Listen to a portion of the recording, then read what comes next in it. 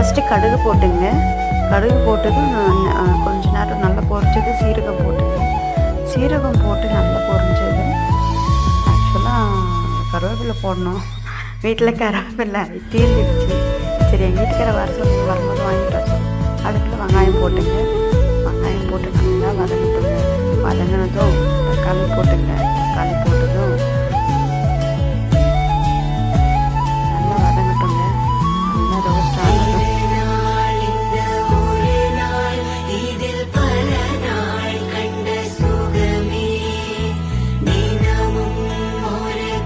மிளகாத்தூள் போட்டுங்க. மிளகாத்தூள் வந்து எங்கள் அம்மா செஞ்சு கொடுத்தாங்க.